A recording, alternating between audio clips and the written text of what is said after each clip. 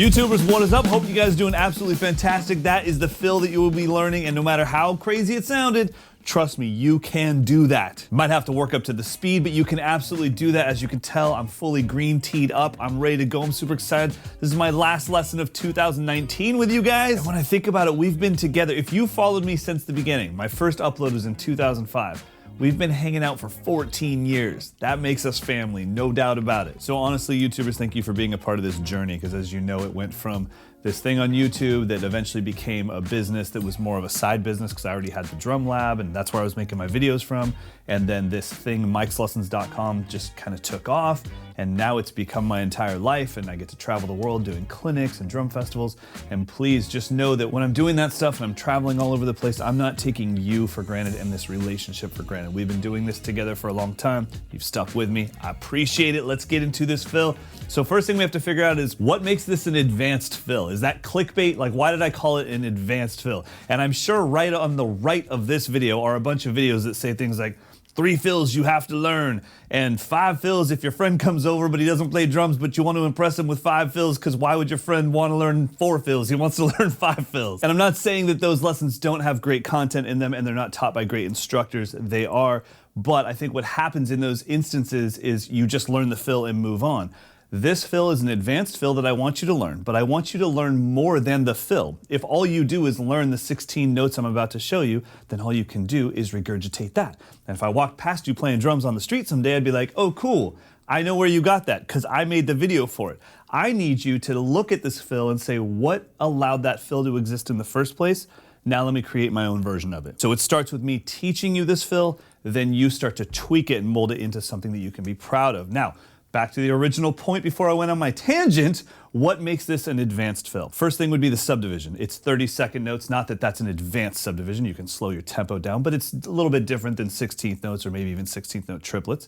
Next thing would definitely be the orchestration. We're using a ton of the drum set in this fill. We've got snare drum, rack tom, floor tom, ride cymbal, and bass drum. So that's our second layer. The third thing that makes this an advanced fill would be the combination of linear and non-linear drumming. So linear is when no 2 limbs play at the same time, but as you're going around this fill, there's a moment where you hit the ride cymbal and the bass drum together twice in a row, in unison. So that combination of linear and non-linear, that makes it somewhat advanced as well. And then the final thing that I think is the most important thing that makes this thing sound slightly next level would be the dynamics. Having a massive combination of accents and ghost notes creates a rich woven texture that will make you sound more advanced. So all those things together make this an advanced fill. Now let's learn it. Now, instead of me just showing you all 16 notes at once, which is a lot for anyone to soak in, what I'm going to do is I'm going to break it up into 4 notes at a time. I'm going to play the first 4 notes very slow, followed by a quarter note rest, the second 4 notes, followed by a quarter note rest, the next 4 notes, quarter note rest, the next 4 notes, and then we will just loop that for a while so you can at least start to take this big chunk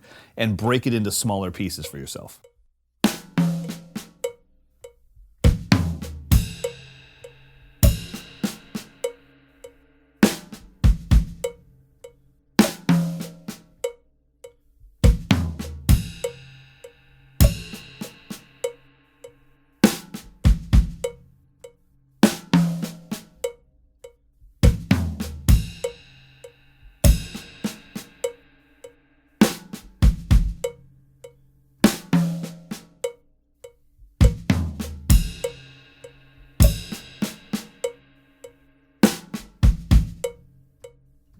So once you hear it all separated like that, it's like, oh, that's not that tough. And like I said, you can do this, absolutely. I'm pretty sure you can go right, left, right, left. Cool, man. What's the next thing? Kick, right, left together. Got it. What's the next thing? Together, left, right, left. Not too bad. Next thing, right, left, kick, kick. Sweet chicken gumbo, put them all together and you get this.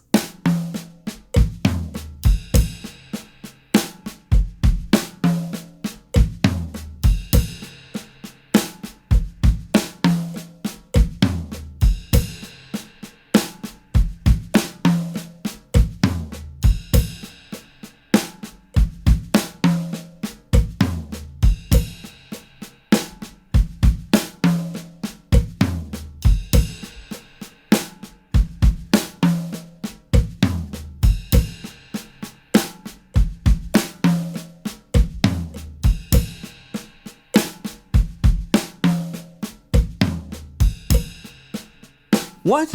You want to know what the metronome is? The metronome's called click. Yeah, it's just called click.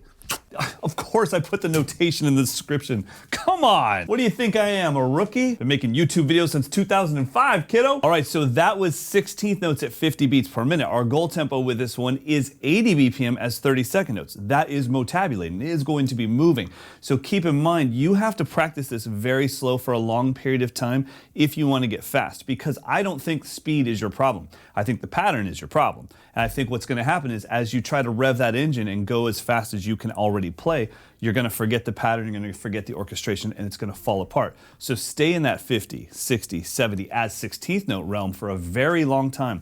Play it with some songs that are slower and just loop that and loop that and loop that until your brain memorizes the motor function, memorizes the pattern, and memorizes the orchestration. Then, once that's all taken place, and that could take a couple days, then you can take advantage of your raw speed and so if goal tempo on this little biscuit is 80 BPM as 32nd notes, and this fill is 16 notes long, then mathematically we'll probably have to do it twice, but there's a problem.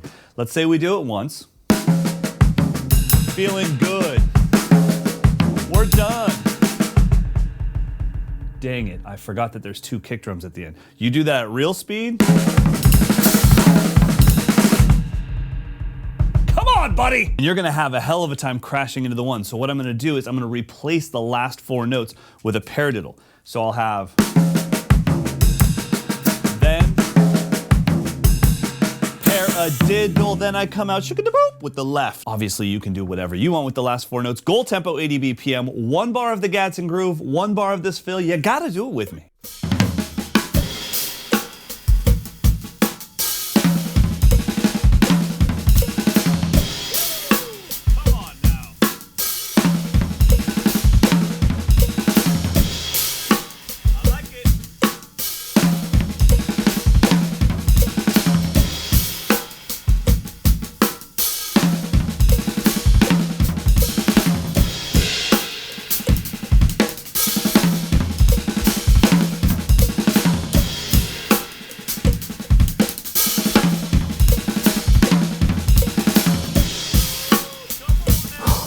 Oh, that is fun. That is good stuff. Let's talk about practical application, musical application. Well, there isn't one. That's called a truth bomb. In all seriousness, you probably won't get to use this a lot unless you're in some sort of a fusion situation or a situation that truly lets you throw some heat every once in a while. But that being said, it's fun to do this stuff. It's fun to push the instrument further than you'll actually have to use it on a gig or in a rehearsal or anything like that.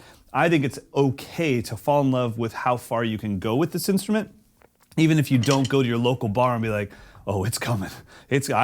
I worked too hard on this not to use this now. So what I'm saying is please be responsible with this stuff. Once you get it down, please don't take it to your Taylor Swift cover band and be like, oh, we're about to shake it off. All right, now let's go back to what I said in the beginning of the lesson before we get out of here.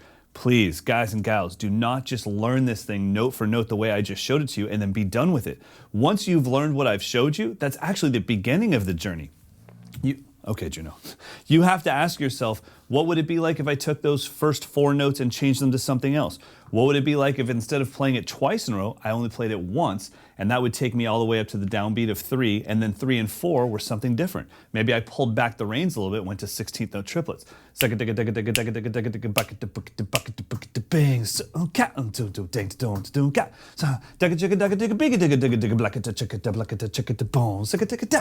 So it is up to you to make this unique and make it something you can truly be proud of. I always say that I give you the blueprint, but you got to build the house. So I hope you got something out of this. Once again, thank you so much, guys, for being on this journey with me for the last 14 years. It's incredible. I can't wait for you to see what I have coming up for you in 2020. It is going to be crazy on here and on Mike'sLessons.com. But until then, have a great holiday and a safe new year. Peace.